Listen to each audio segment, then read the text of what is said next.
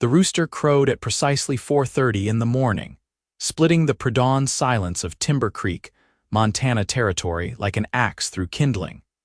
And Jonas Webb bolted upright in his bed with his heart hammering against his ribs, convinced for one wild moment that Gabriel himself had come to announce the end of days. He sat there in the darkness of his small ranch house, breathing hard, listening to that unholy sound pierce the cool September air of 1876. It came again, louder this time, a triumphant proclamation that shattered any hope of returning to sleep. Jonas ran a hand through his dark hair, now thoroughly awake, and wondered which of his neighbors had acquired such a vocal bird. The sound came from the direction of the old Henderson place, the small house at the edge of his property that had stood empty for the better part of 2 years, since old Tom Henderson had passed and his widow had moved east to live with her daughter. Jonas had purchased that property 6 months ago with the intention of eventually expanding his cattle operation, but the house itself had remained vacant, a silent sentinel overlooking the valley. Now, apparently, it was vacant no longer. He swung his legs out of bed, his bare feet hitting the cool wooden floor, and moved to the window. The sky was just beginning to lighten at the edges, that deep blue that comes before true dawn, and he could make out the shape of the Henderson house in the distance. Lamplight glowed in one of the windows. Someone had moved in, and they had brought a rooster with them. A very loud rooster. Jonas pulled on his clothes with movements made automatic by years of early rising, though never quite this early. At 28 years old, he had been working this land for the better part of a decade, building his small ranch from nothing into something respectable. He ran about 200 head of cattle with the help of 2 hired hands, Miguel and Charlie, who lived in the bunkhouse on the far side of the property. The work was hard and the hours were long, but it was his, and that meant everything to a man who had spent his childhood with nothing to call his own. His parents had died of fever when he was 15, leaving him and his younger sister Emma to fend for themselves. Emma had married a shopkeeper in Billings 3 years ago and was now the proud mother of twin boys. Jonas had stood up at her wedding with his heart full of both joy and a strange, hollow loneliness. He had built something here in Timber Creek, carved out a life from the hard Montana soil, but he had built it alone. The rooster crowed again, and Jonas found himself smiling despite his interrupted sleep. He pulled on his boots, grabbed his hat, and headed outside. The air was crisp and clean, carrying the scent of pine from the mountains that ringed the valley. His cattle were still dark shapes in the pasture, undisturbed by the rooster's morning announcement. Apparently they were less startled by the noise than he had been. He saddled his mare, Darcy, and rode the half-mile to the Henderson place at an easy pace. The sun was just cresting the eastern hills now, painting the sky in shades of pink and gold. It was the kind of morning that made a man grateful to be alive, even when that man had been woken far too early by livestock that did not belong to him. As he approached the house, he could see signs of recent habitation. Curtains hung in the windows, curtains that definitely had not been there yesterday.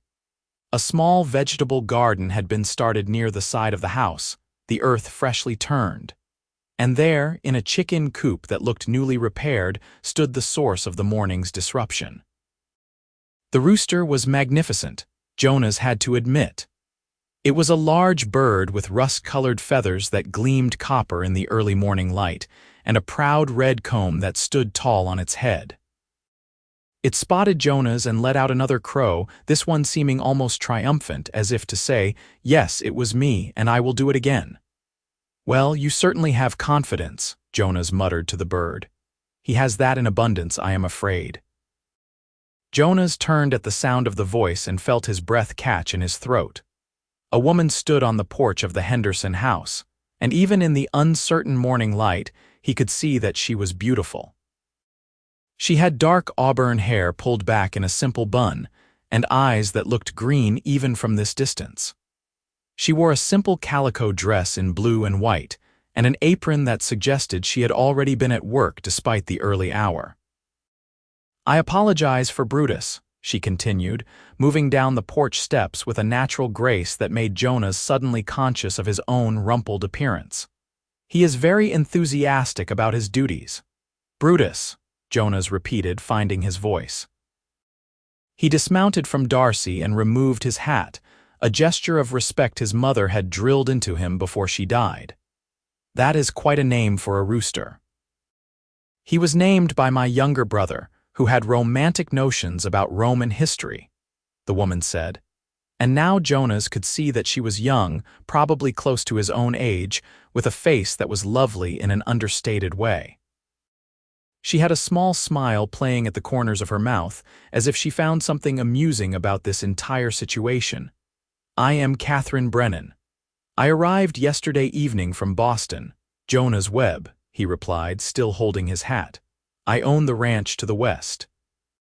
"I also own this property, though I assume someone told you that you could stay here." Catherine's face went pale, and the smile disappeared. "I was told this house belonged to a gentleman who was seeking a wife through correspondence. I have been writing to a Mr. Jonas Webb for the past 4 months." "Are you that Mr. Jonas Webb?" Jonas felt as though the ground had shifted beneath his feet. "I have been writing to no one," he said slowly. "Though I do own this property, and I am the only Jonas Webb in Timber Creek that I know of."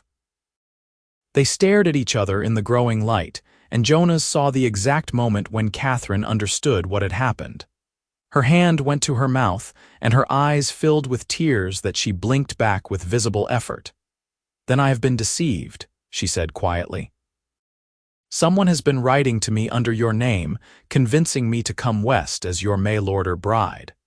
I sold everything I owned to pay for the journey. I brought only what I could carry, and Brutus, because the letters said you wanted a wife who could help build a proper farm, and every farm needs chickens." Jonas had heard of such schemes before.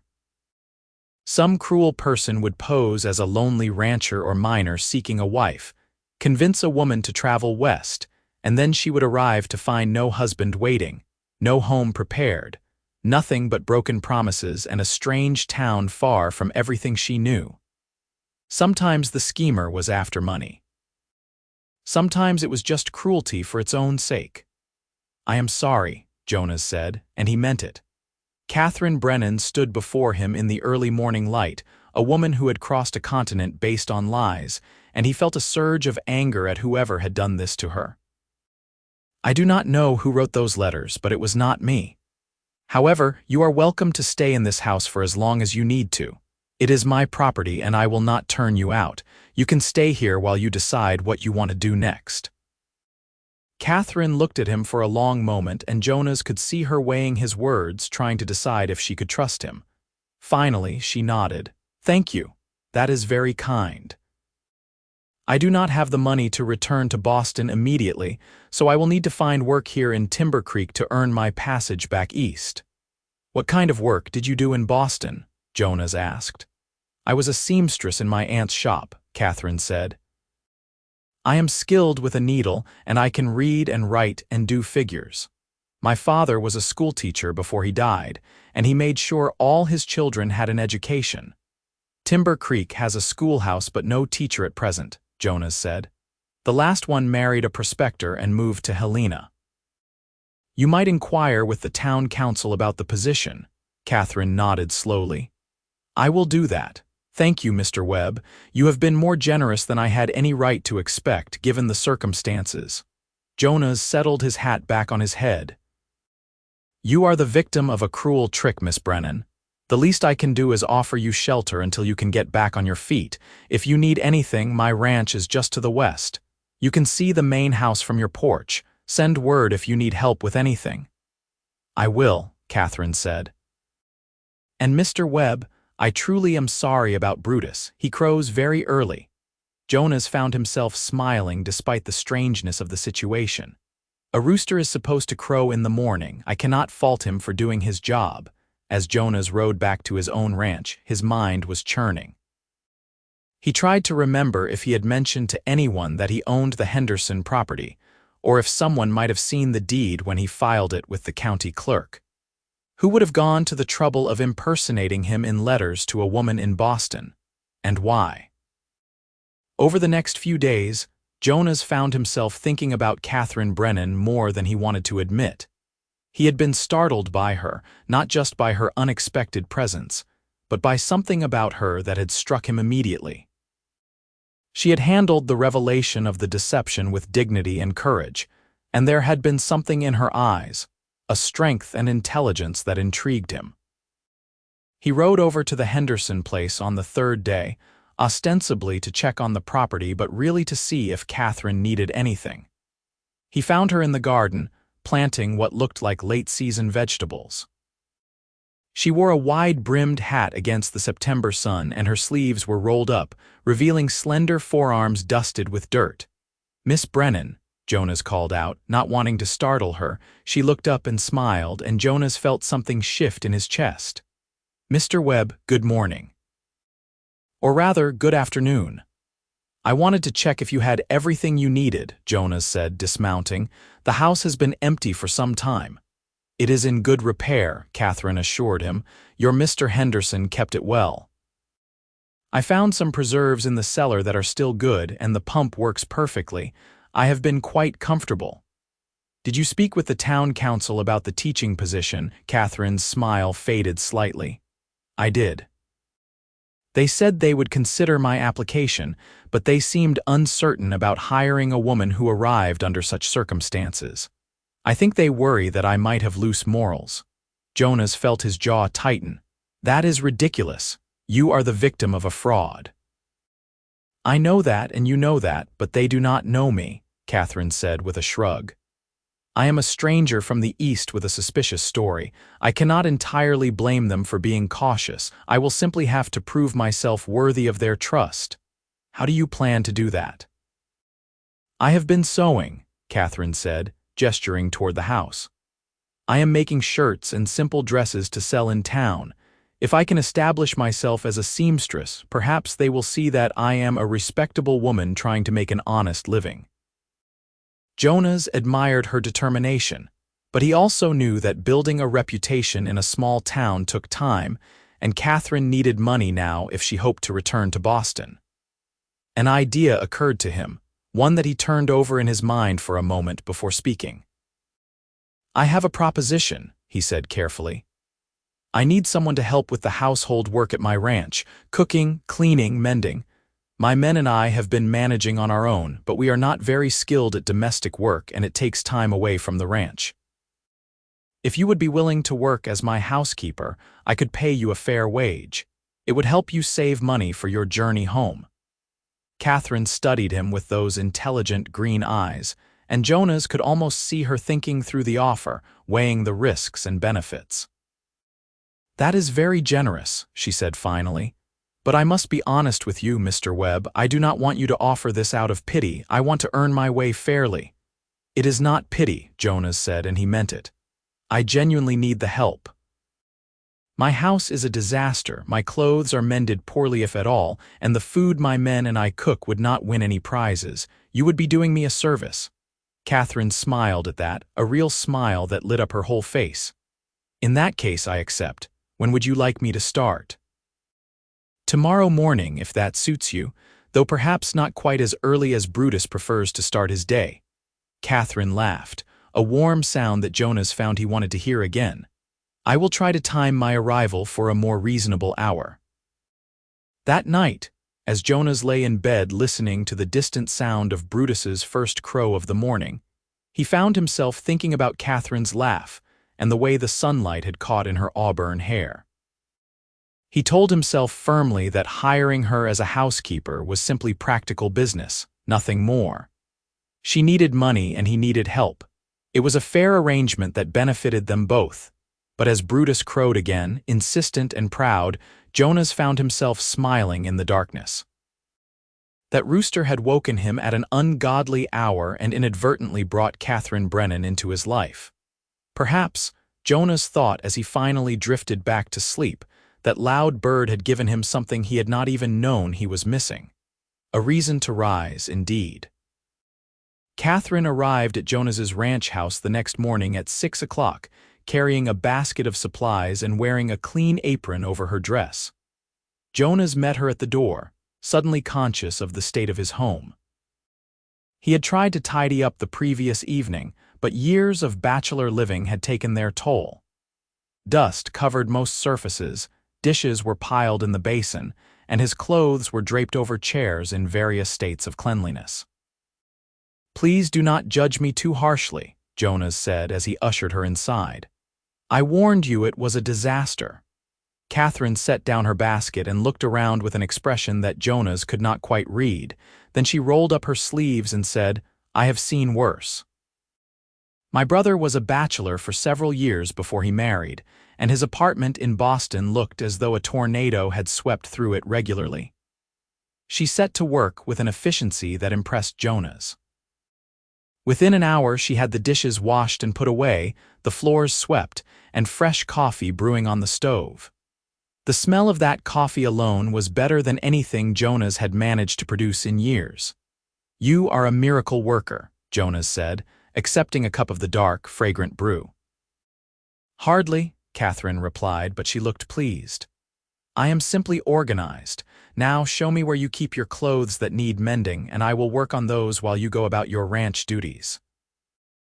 Jonas showed her to the small room where he kept his extra clothes, then headed outside to begin the day's work. Miguel and Charlie were already at the barn, preparing to ride out and check on the cattle in the north pasture. "Boss, did you hire someone?" Miguel asked, nodding toward the house where Catherine could be seen through the window, moving about the kitchen.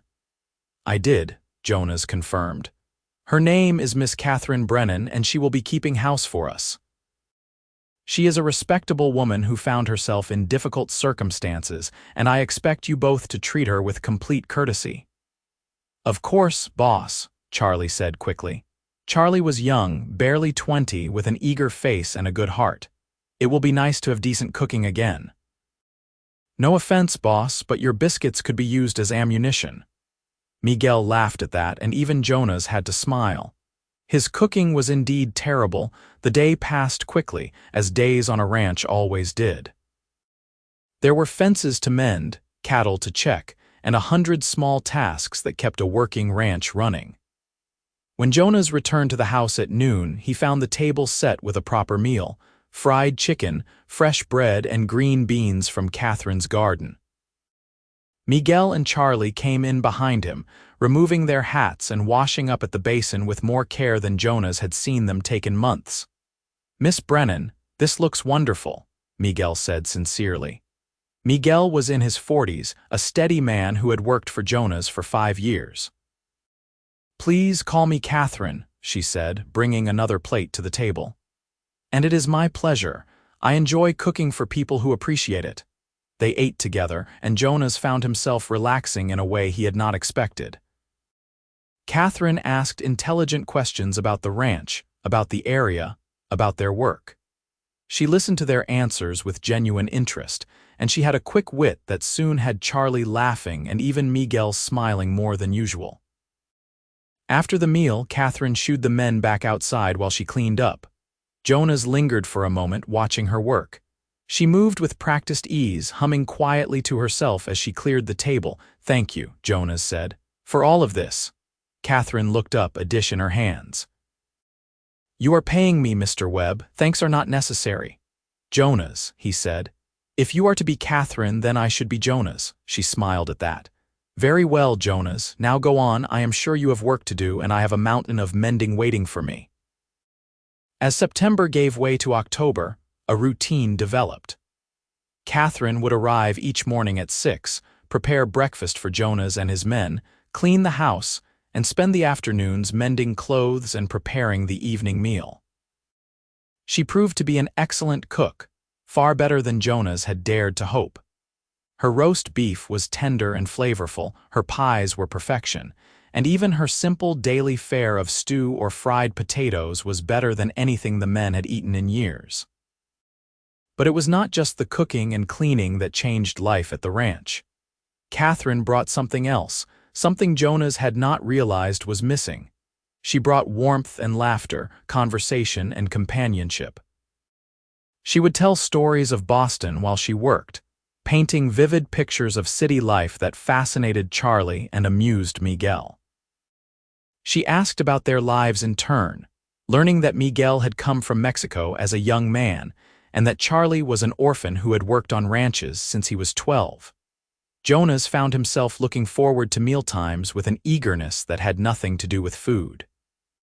He liked watching Catherine move around his kitchen as if she belonged there. He liked the way she laughed at Charlie's jokes and the respect she showed Miguel. He liked the way she pushed a stray lock of auburn hair behind her ear when she was concentrating, and the way her eyes lit up when she talked about books she had read. Jonas realized with a start one evening in mid-October, falling in love with her. The realization came as he sat on his porch after dinner, watching Catherine walk back toward the Henderson place in the golden light of sunset.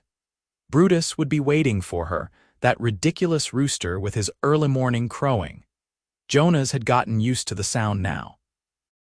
In fact, on the few mornings when Brutus was quiet, Jonas found himself waking anyway, listening for that familiar crow. The rooster had become his reason to rise, just as Catherine had become his reason to look forward to each day, but Catherine was saving money to return to Boston. She had been clear about that from the beginning. She was here because of a cruel deception, and she wanted to go home. Jonas had no right to ask her to stay, no right to tell her how he felt.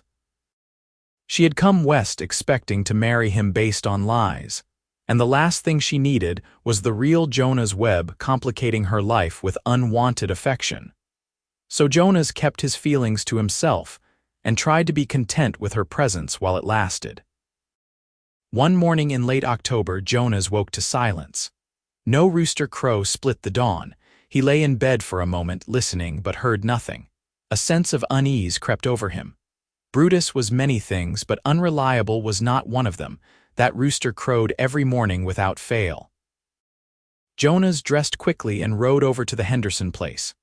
The house was dark, no lamplight in the windows as there usually was by this hour. He dismounted and knocked on the door, his concern growing. "Catherine," he called. "Are you well?" He heard movement inside, slow and shuffling. When the door opened, Catherine stood there in her nightgown and robe, her face flushed with fever and her eyes glassy. "Jonas," she said, her voice hoarse. "I am sorry, I am not well. I cannot come to work today." "You are burning up," Jonas said, reaching out to touch her forehead without thinking. Her skin was hot beneath his palm. "You need to be in bed. Do you have medicine?" "I will be fine," Catherine protested weakly. "It is just a fever. I will rest today and be better tomorrow." But even as she spoke, she swayed on her feet. Jonas caught her before she could fall, lifting her easily in his arms. She weighed less than he expected, and he felt a surge of protective worry. "You are going back to bed," he said firmly, carrying her inside. "Where is your room?" Catherine was too weak to argue. She directed him to the bedroom, and he laid her gently on the bed, pulling the quilts up over her. She shivered despite the warmth of the covers, and Jonas could see that this was more than a simple cold. "I am going to send Charlie for the doctor," Jonas said. "And I am staying here until he arrives." "You do not have to do that," Catherine protested, but her eyes were already closing. "I do," Jonas said simply. He went outside and found Brutus in his coop, looking subdued. The rooster had somehow known his mistress was ill. Jonas fed and watered the bird, then rode quickly back to his ranch. He sent Charlie racing to town for Dr. Morrison while he explained the situation to Miguel. "I am going back to stay with Miss Catherine until the doctor arrives," Jonas said. "Can you manage things here?" "Of course, boss," Miguel said. "You take care of her. She is a good woman." Jonas gathered supplies from his house. Clean water, extra blankets, and some of the beef broth Catherine had made just 2 days ago. He rode back to the Henderson place and let himself in quietly, not wanting to disturb Catherine if she was sleeping. But she was not sleeping. She was tossing restlessly in the bed, murmuring words he could not make out. Jonas set down his supplies and approached the bed, touching her forehead again. If anything, she was hotter than before. He spent the morning trying to keep her comfortable, placing cool cloths on her forehead and convincing her to sip water when she woke. She seemed confused, sometimes thinking she was back in Boston, sometimes asking for her father who had been dead for 5 years. Dr. Morrison arrived just after noon, a kindly older man who had been practicing medicine in Montana Territory for 20 years. He examined Catherine thoroughly while Jonas waited anxiously in the front room. "She has influenza," Dr. Morrison said when he emerged. "It is serious, but she is young and strong. With proper care, she should recover. She needs to stay in bed, drink plenty of fluids, and be kept warm. Someone should be with her constantly for the next few days." "I will stay," Jonas said immediately. Dr. Morrison raised an eyebrow. "That might cause talk, Mr. Webb. Miss Brennan is an unmarried woman." "Miss Brennan is sick and alone," Jonas replied firmly. "I do not care what people say. She needs help and I am going to help her." The doctor nodded slowly. "You are a good man, Jonas Webb. I will stop by tomorrow to check on her. In the meantime, here is some medicine to help with the fever."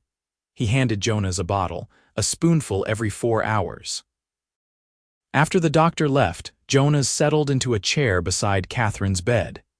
He dozed fitfully, waking every hour or so to check on her, to give her medicine, to replace the cloth on her forehead. Night fell, and still he kept his vigil. Around midnight, Catherine's fever broke. Jonas was half asleep in his chair when he heard her voice, clear and lucid. "Jonas?" He jerked awake and moved to her side. "I am here. How do you feel?" "Tired," Catherine said, "and confused. What are you doing here?" "You have been very ill," Jonas explained. "The doctor said someone needed to stay with you." Catherine's eyes filled with tears. "You stayed with me all day." "Of course I did," Jonas said gently. "Did you think I would leave you alone?" "I do not understand," Catherine whispered. "Why would you do this for me?" "I am just your housekeeper. I'm only here because of a lie. I will be leaving as soon as I have enough money." "Why would you care for me like this?" Jonas looked at her in the lamplight, at her pale face and her eyes full of confusion and something else, something that made his heart race. He had been holding his feelings inside for weeks, but now, in this quiet moment in the middle of the night with Catherine looking at him with such vulnerability, the truth came spilling out. "Because you are not just my housekeeper," he said quietly. "You are the woman I have come to care for more than I thought possible. You are the reason I wake up each morning eager to start the day. You are smart and strong and kind, and you have brought life and warmth to my house and my heart. I know I have no right to say this. I know you plan to leave. But I cannot sit here and pretend that I do not care when I care more than I have ever cared about anything." Catherine stared at him, tears now flowing freely down her cheeks. "Jonas, You do not have to say anything," Jonas said quickly. "I did not tell you this to pressure you. I just needed you to know. I needed you to understand why I stayed, why I will always stay if you need me." "I came west to marry a man named Jonas Webb," Catherine said softly.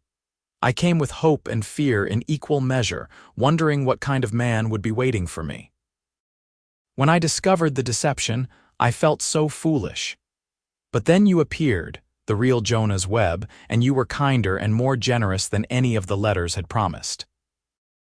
Over these past weeks, working in your home, sharing meals with you and your men, I have been falling in love with you, and it terrified me because I thought you only saw me as an employee, someone to cook and clean and nothing more." Jonas felt as though his heart might burst. "You have feelings for me. How could I not?" Catherine asked, reaching out to take his hand. "You are everything I hoped for and nothing I expected. You are good and honest and hardworking. You treat your men with respect and your animals with kindness. You make me laugh and you make me feel safe. I have been trying to save money to return to Boston, but the truth is, I have been dreading the thought of leaving you."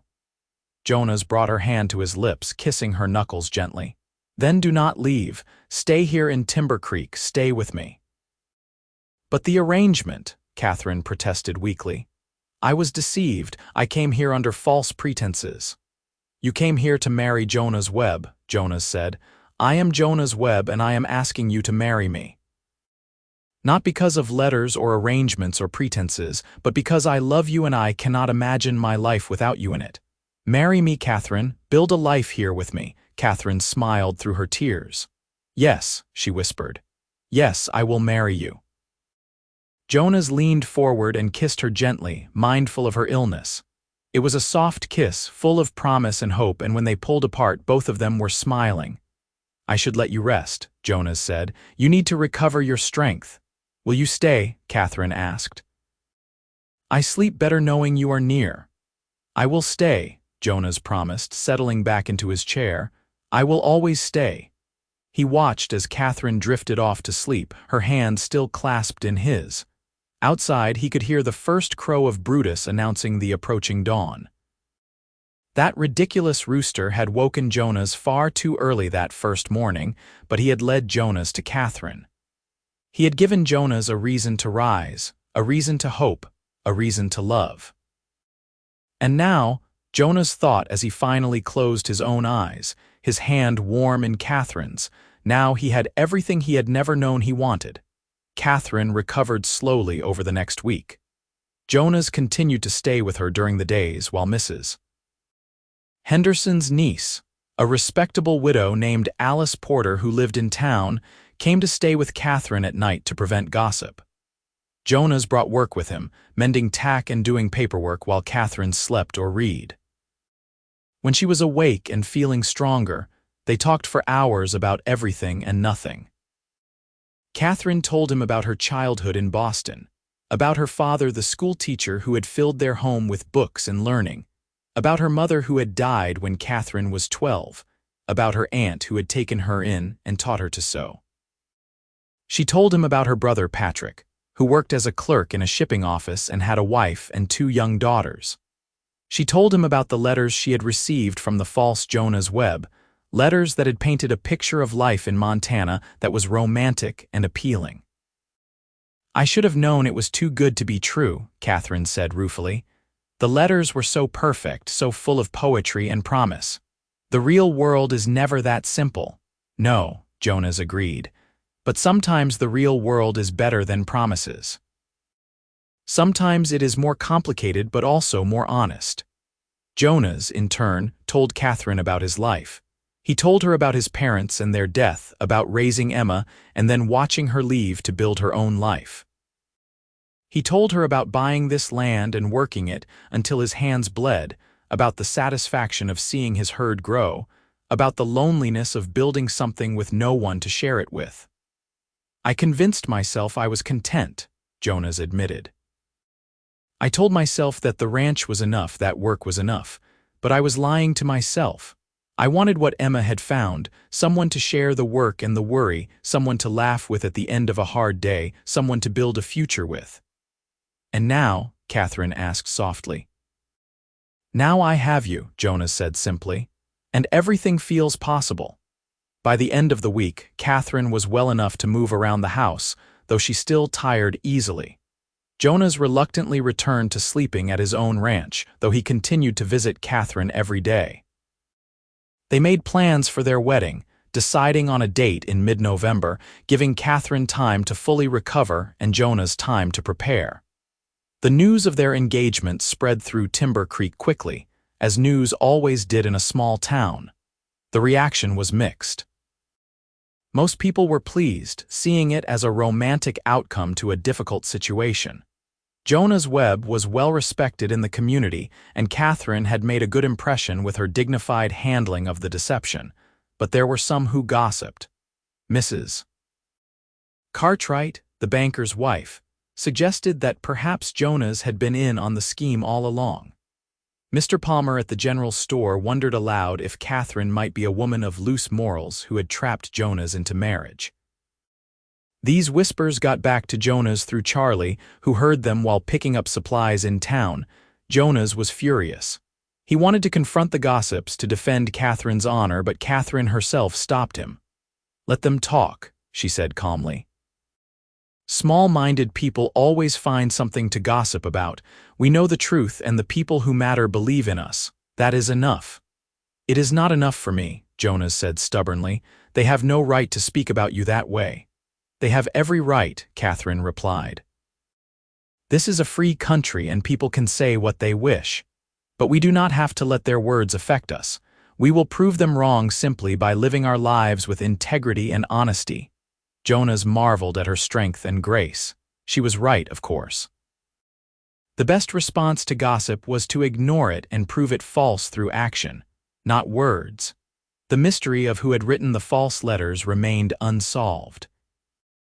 Jonas had inquired in town, asking if anyone had seen someone mailing letters to Boston or asking questions about him, but no one had noticed anything suspicious. Catherine had brought the letters with her, and Jonas read through them with growing anger. They were well-written and convincing, full of specific details about life in Montana that suggested the writer had real knowledge of the area. One detail caught Jonas's attention. In one letter, the false Jonas had mentioned a particular creek that ran through the northern section of his property. A creek with an unusual name. Whistling Creek, so called because the wind made a whistling sound as it blew through the rocks along its banks. It was not a well-known feature, and Jonas had only mentioned it to a handful of people. One of those people was Thomas Brenner, the clerk at the land office where Jonas had filed the deed for the Henderson property. Thomas was a thin, nervous man in his 30s who had moved to Timber Creek 2 years ago from somewhere back east. Jonas had never had much interaction with him beyond the necessary paperwork. Jonas rode into town the next day and went straight to the land office. Thomas was behind his desk, hunched over a ledger. He looked up when Jonas entered and something flickered in his eyes, something that might have been fear. "Mr. Webb," Thomas said, his voice high and strained. "How can I help you today?" "I wanted to ask you about some letters," Jonas said, closing the door behind him. "Letters that were sent to a Miss Catherine Brennan in Boston, letters written under my name, letters that convinced her to come west under false pretenses." Thomas's face went white. "I do not know what you are talking about." "I think you do," Jonas said quietly. "One of the letters mentioned Whistling Creek, a feature of my northern property. I mentioned that creek to you when I was filing the deed. How else would the letter writer have known about it?" Thomas's hands shook as he set down his pen. "It was not meant to hurt anyone," he said, his voice cracking. "I never thought she would actually come." Jonas felt a surge of anger so intense that he had to clench his fists to keep control. "Explain, now." The story came out in fits and starts. Thomas Brenner had been lonely and desperate for companionship. He had seen Jonas's deed filing and had the idea to write to a mail-order bride agency, posing as Jonas. He had convinced himself it was harmless, a way to have someone to write to, a connection however false. "I never expected her to accept," Thomas said miserably. "I never expected her to actually make the journey. When I realized she was coming, I panicked. I did not know what to do. I thought if I just stayed quiet, maybe she would think it was all a mistake and go home." "You thought wrong," Jonas said coldly. "Your selfishness and cruelty could have ruined Catherine's life. She sold everything she owned. She traveled across a continent. She arrived in a strange place expecting a husband and a home and instead found nothing but lies." "I know," Thomas whispered. "I am so sorry. I never meant for any of this to happen." Jonas wanted to hit him. He wanted to drag Thomas out into the street and let everyone in Timber Creek know what he had done. But he thought of Catherine's words about letting gossips talk, about proving themselves through integrity, not anger. "You are going to write a confession," Jonas said. "You are going to put in writing exactly what you did and why. You are going to give that confession to Sheriff Dawson, and you are going to accept whatever consequences come from your actions, and you are going to apologize to Catherine in person." Thomas nodded frantically. Yes, I will do whatever you say. Please, I am truly sorry." "You should be," Jonas said. "Your actions hurt a good woman.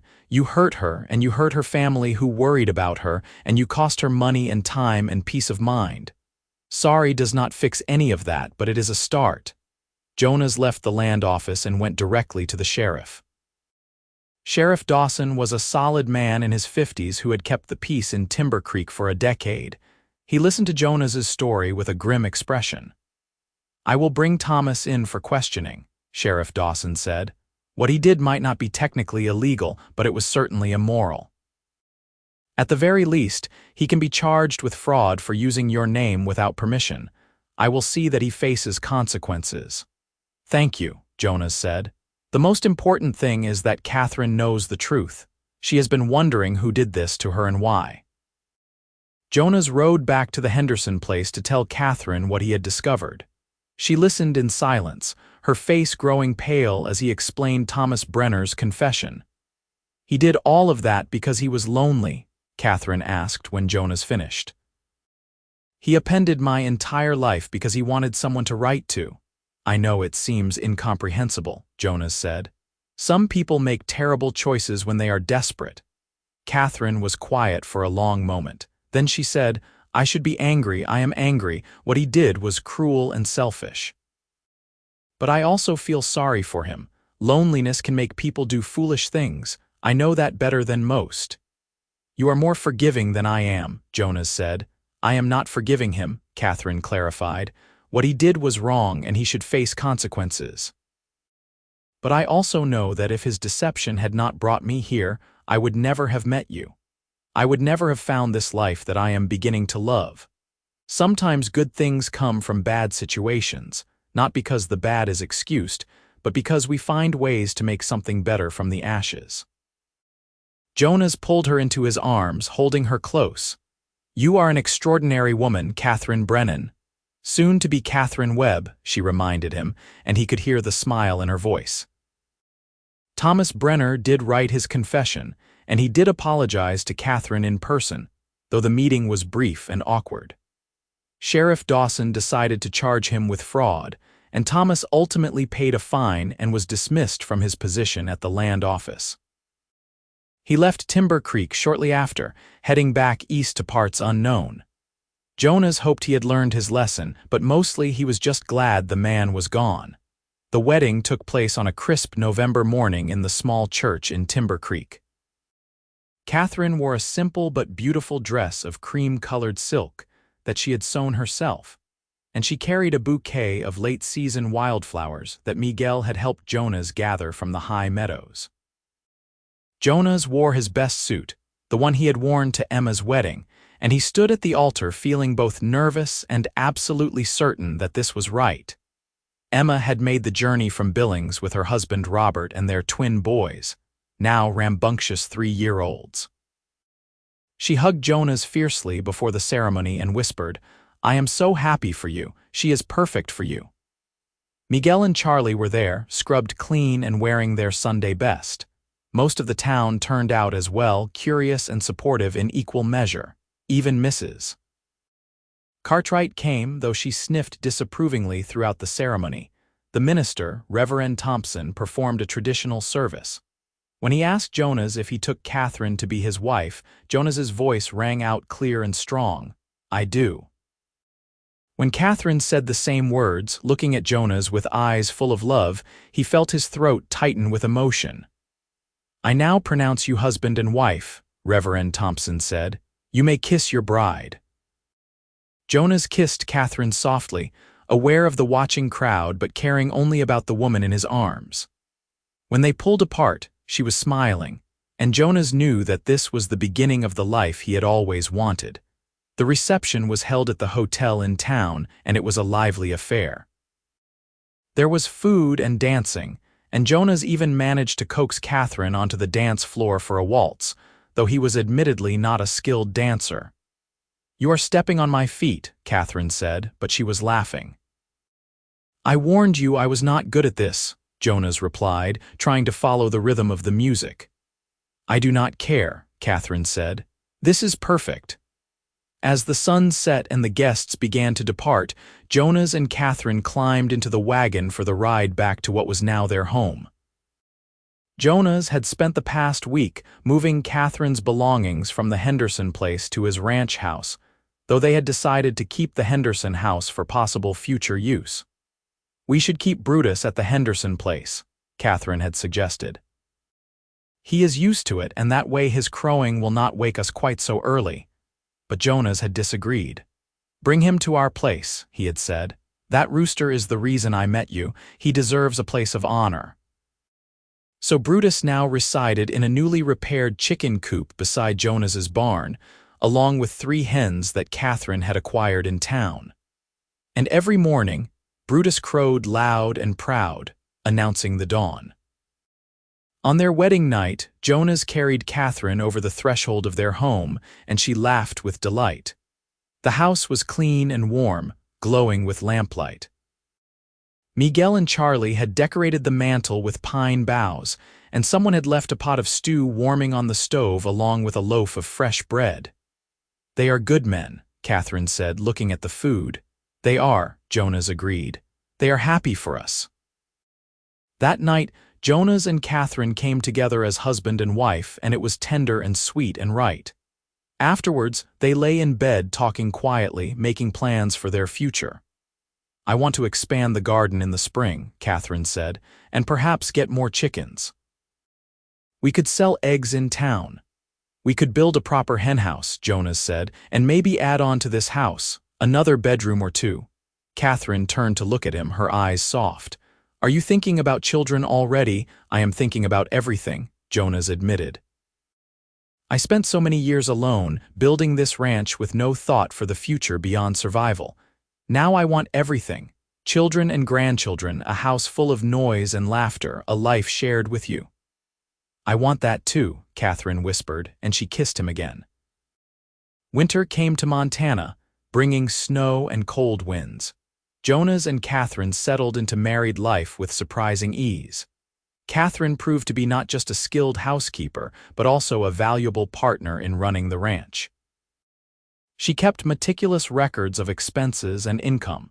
She bartered eggs and baked goods in town for supplies, and she had ideas for improving efficiency that Jonas had never considered.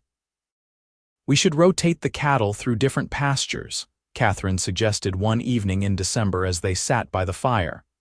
"I read about it in one of your agricultural magazines. It helps prevent overgrazing and keeps the land healthy." "That is a good idea," Jonas said, impressed. "I had not thought of that. I also think we should consider breeding horses," Catherine continued. "There is good money in horses, especially if we can breed quality stock." Jonas smiled at her enthusiasm. "Are you trying to take over my ranch, Mrs. Webb?" "Our ranch," Catherine corrected with a grin. "And yes, absolutely I am." Christmas came, and Jonas and Catherine celebrated their first holiday together. Emma and Robert visited again, bringing the twins and a mountain of gifts. The house was full and loud and chaotic, everything Jonas had dreamed of during his lonely years. On Christmas morning, Jonas gave Catherine a fine leather journal with her initials embossed on the cover. "For your ideas," he said, "about the ranch and everything else." Catherine gave him a pair of gloves she had sewn herself, lined with soft fur and perfectly fitted to his hands. "For when you are working in the cold," she said, "I want you to stay warm." They also gave each other a shared gift, a new bed frame that Jonas had commissioned from the carpenter in town, large and sturdy and built to last a lifetime. "We are going to fill this house with children," Catherine said as they lay in that new bed on Christmas night. "I can feel it." "I hope you are right," Jonas said, pulling her close. Winter gave way to spring, and Catherine threw herself into preparing the garden. She planted vegetables and herbs, and she started a flower garden near the house that bloomed with color. Brutus continued his morning announcements, and the hens began laying prolifically. In April, Catherine came to Jonas with news that made his heart soar. She was with child. The baby would come in late autumn, around the time they had first met. "It seems fitting," Catherine said, her hand on her still flat stomach. "A year ago I arrived in Timber Creek with nothing but a suitcase and a rooster.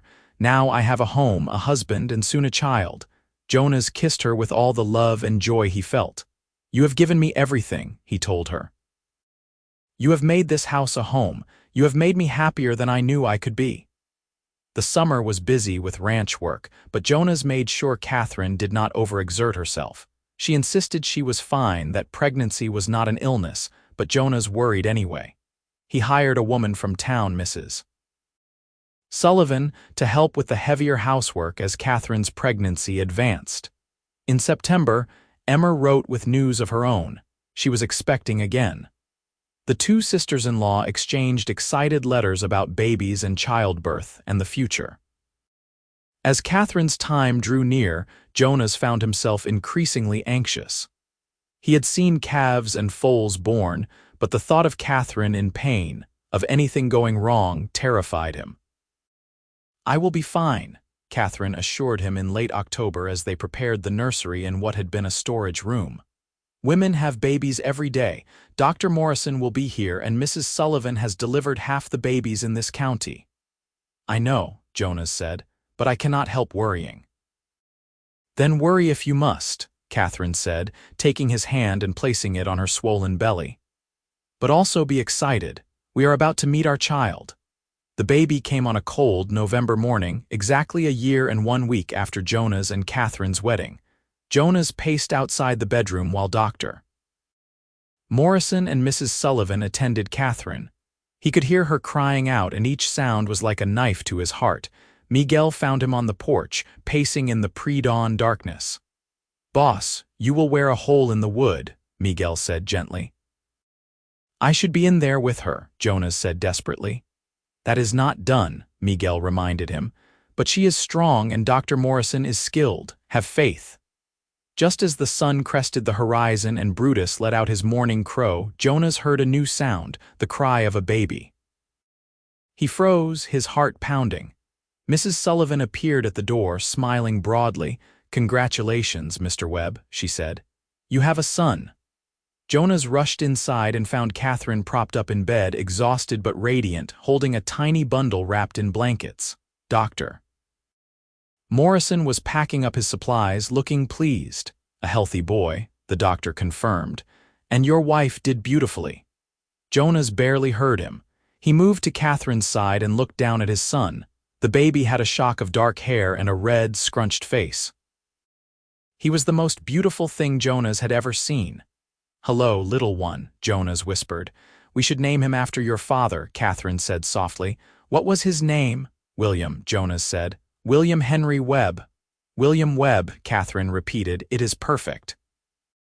Jonas sat on the edge of the bed, his arm around Catherine, both of them looking at their son. William yawned, a tiny gesture that made them both laugh with delight. "He arrived just as Brutus crowed," Jonas said. "That rooster has a sense of timing." "He does," Catherine agreed. "I am glad we brought him. I am glad he crows so loud. He announced our meeting, and now he has announced our son's arrival." "Brutus is part of this family," Jonas said seriously. "We will never eat him, no matter how annoying he gets." Catherine laughed at that, then winced. "Do not make me laugh yet. Everything hurts." "Rest," Jonas said, kissing her forehead. "I will take care of everything. You just focus on healing and on our son." The days that followed were a blur of exhaustion and joy. William was a good baby, but he still required constant care. Catherine nursed him and Jonas hovered anxiously, making sure she had everything she needed. Miguel and Charlie took over most of the ranch work, giving Jonas time to be with his new family. Emma came to visit when William was 2 weeks old. She brought gifts and advice, having been through new motherhood herself with the twins. "He is beautiful," Emma said, holding her nephew gently. "He looks like you did as a baby, Jonas." "Does he?" Jonas asked, pleased. "He does," Emma confirmed, "though I hope he gets Catherine's temperament." "You were a very fussy baby," or so Mother always said. William proved to be a relatively easy baby, though he had his moments of fussiness like any infant. Jonas would walk him around the house in the middle of the night, bouncing him gently and singing off-key lullabies that made Catherine smile when she heard them. As winter settled in again, Jonas found himself reflecting on how much his life had changed. 2 years ago, he had been alone, convinced that work and land were enough to make a life. Then a rooster had crowed loud enough to wake him at dawn, leading him to Catherine, and everything had transformed. "What are you thinking about?" Catherine asked one evening as they sat by the fire. William was asleep in the cradle Jonas had built, and the house was warm and peaceful. I am thinking about how lucky I am, Jonas said honestly. I am thinking about how a cruel trick turned into the greatest blessing of my life. I am thinking about how much I love you and our son. Catherine moved to sit beside him, resting her head on his shoulder. I am thinking the same things. I came west expecting one Jonas Webb and found a different one, a better one. I found you and I found a home and I found a life I never could have imagined. We should write to your brother, Jonas said. Invite him and his family to visit in the spring. I want William to know his cousins. That is a wonderful idea, Catherine said. Patrick has been wanting to see the West. His letters are full of questions about Montana. They sat together in comfortable silence, watching the fire and listening to their son's soft breathing. Outside, Jonas could faintly hear the wind whistling through the valley, a sound he had heard 1,000 times before, but which now seemed like music. Years passed, bringing both joy and challenge. William grew into a sturdy, curious boy with his father's dark hair and his mother's green eyes. When he was 3, Catherine gave birth to a daughter, Emma, named for Jonas's sister. Emma was a quiet baby with auburn hair and a serious expression that made Jonas laugh. The ranch prospered under Jonas and Catherine's joint management. They did begin breeding horses, and Catherine's instincts proved correct. There was good money in quality stock. They expanded the house, adding 2 more bedrooms and a proper office where Catherine kept her meticulous records. Miguel eventually married Mrs. Sullivan, the midwife who had delivered William, and Jonas built them a small house on the property. Charlie met a girl in town, the daughter of the new schoolteacher, and after a long courtship, they married as well. Charlie built his own small ranch on land adjacent to Jonas's property, and the 2 men continued to work together, now as neighbors and partners rather than employer and employee. Patrick and his wife Margaret did visit from Boston, bringing their daughters to see the West. Patrick was so enchanted by Montana that he moved his family there the following year, opening a bookshop in Timber Creek that quickly became a gathering place for the community. Emma and Robert continued to visit regularly, and their children grew up alongside William and Emma Webb, forming bonds that would last a lifetime. Through it all, Brutus continued to crow each morning, announcing the dawn with his characteristic enthusiasm. He lived to the remarkable age of 12, far longer than most roosters, and when he finally passed peacefully in his sleep, the family buried him with honors in the garden Catherine had tended for so many years. He was a good rooster, William said seriously at the burial. He was 10 years old now, and he remembered Brutus as a constant presence in his childhood. He was the best rooster, Jonas agreed. He brought your mother and me together. In a way, he made our family possible. They got another rooster after Brutus died, a young bird that William named Caesar. Caesar crowed each morning just as Brutus had done, keeping up the tradition.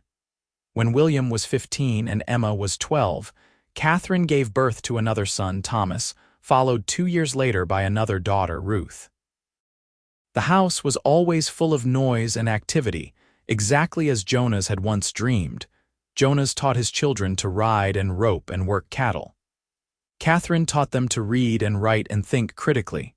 Together, they instilled values of honesty, hard work, and compassion. They told their children the story of how they met, about the false letters and the unexpected wedding, about the rooster whose crowing had changed everything. "So you came here thinking you would marry Papa, but it was all a trick?" Emma asked when she was old enough to understand the story. "That is right," Catherine confirmed, "but sometimes good things come from bad beginnings. The trick was wrong, but it brought me here, and here is where I found my real life." "I am glad the trick happened," William said seriously.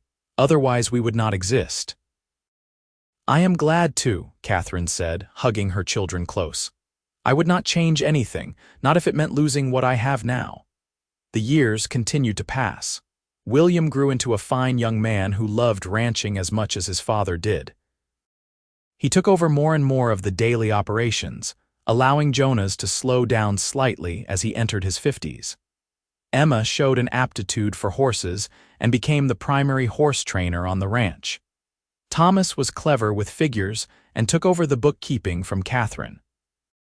Ruth, the youngest, loved the garden and the chickens, taking care of them with the same dedication her mother had once shown. Jonas and Catherine grew older together, their love deepening with each passing year. They had built something lasting, not just a ranch but a family and a legacy. Their home was the gathering place for holidays and celebrations, filled with children and grandchildren as the years went on. On their 25th wedding anniversary, Jonas took Catherine back to the Henderson place, which they had kept maintained all these years. They stood on the porch where they had first met, where Jonas had been startled awake by a rooster's crow and had ridden over to investigate. "Do you remember that morning?" Jonas asked, his arm around Catherine's waist. "I remember being terrified," Catherine said. "I remember opening the door to find a handsome cowboy standing there and thinking that my life was over because the man I had come to marry did not exist. But here we are," Jonas said. 25 years later." 25 wonderful years," Catherine agreed. "Full of love and children and work and joy, I would not trade a single day of it." "Not even the hard days?" Jonas asked. "The droughts and the hard winters, the times we struggled?" "Not even those," Catherine said firmly, "because we faced them together." "That is what marriage is, facing everything together, the good and the bad, and coming through stronger for it." Jonas kissed her, just as he had kissed her on their wedding day with all the love he felt. "I love you, Catherine Webb. You are the best thing that ever happened to me." "And you are the best thing that ever happened to me," Catherine replied. "You and this life we have built together." They stood there for a long time, watching the sun set over the valley they had called home for so many years. From the direction of their ranch house, they could hear the faint sound of children playing, their grandchildren now, visiting for the anniversary celebration. "We should get back," Catherine said eventually. "They will be waiting for us." "In a moment," Jonas said. "I just want to stand here a little longer with you and remember." "Remember what?" "Remember the morning I heard a rooster crow and rode over to find out why someone had moved into the Henderson place," Jonas said. "Remember how you looked standing on that porch, brave and frightened and beautiful. Remember thinking that my life was about to change and being right." Catherine smiled at him, the same smile that had captivated him all those years ago. "That rooster crowed loud and you said, 'Now I have reason to rise.'"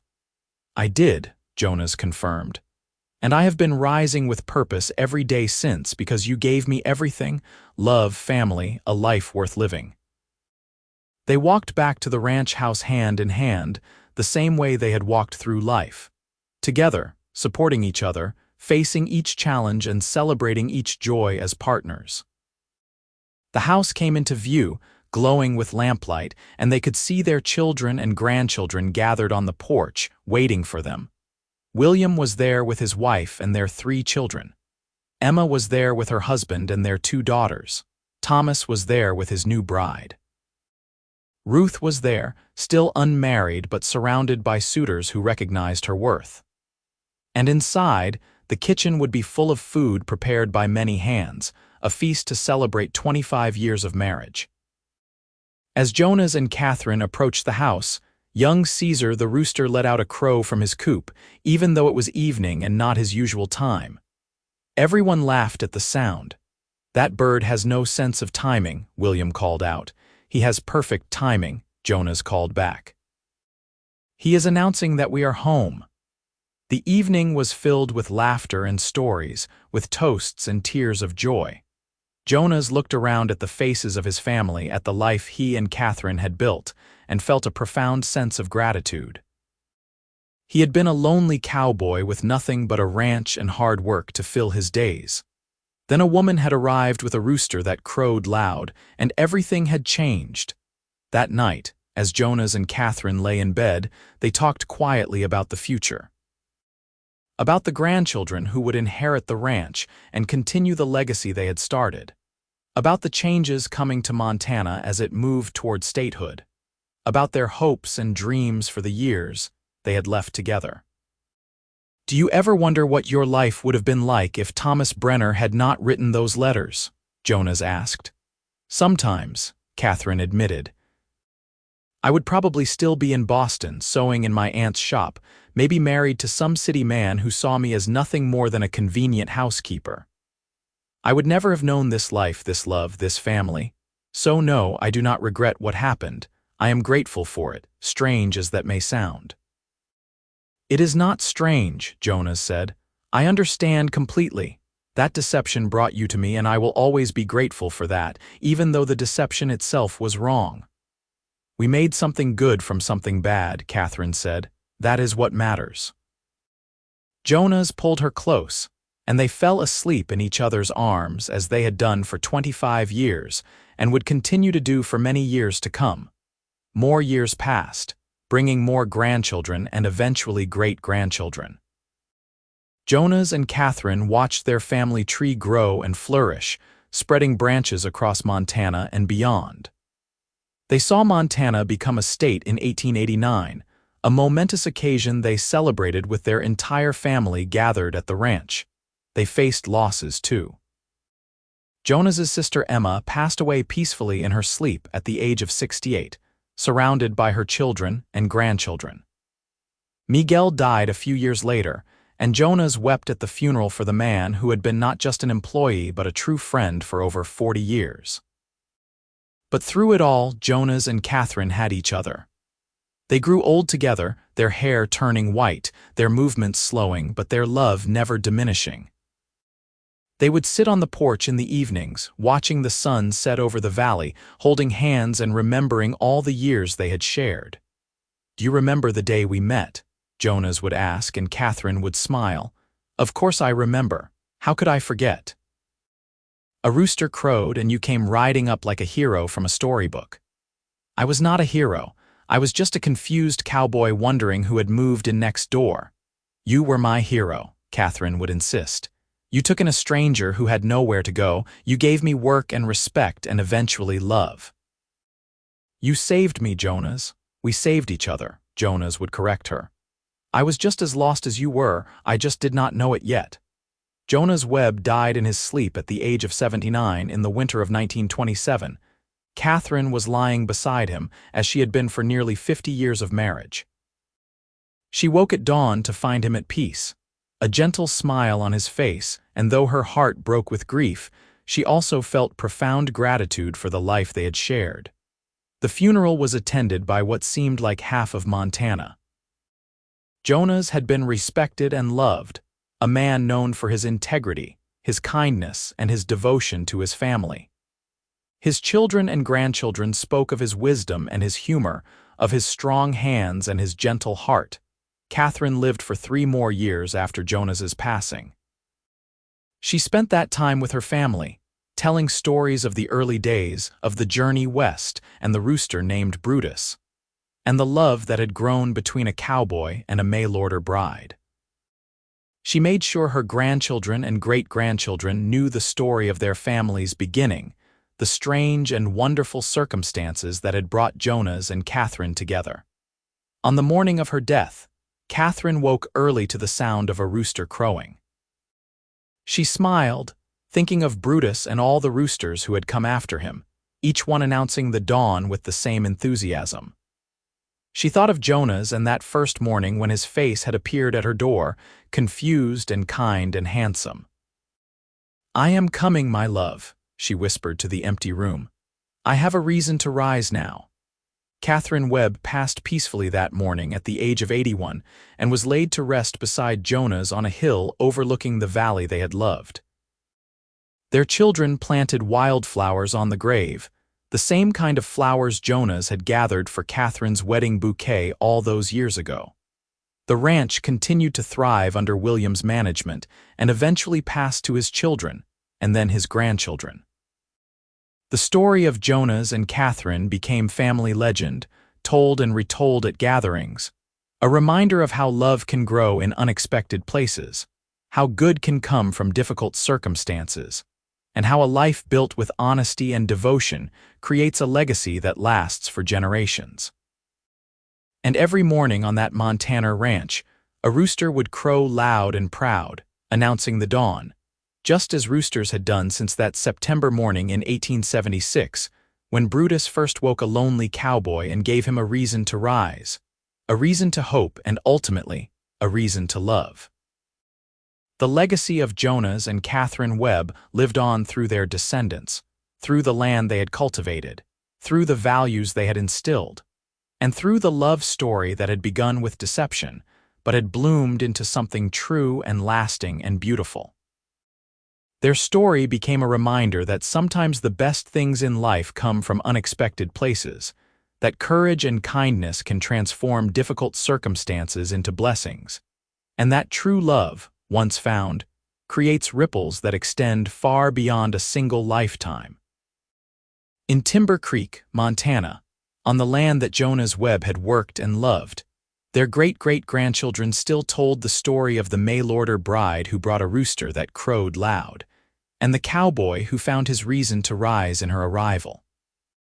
It was a story of love and resilience, of second chances and new beginnings, of a family built on honesty and devotion, and of how sometimes the loudest wake-up call is exactly what we need to find the life we were always meant to live.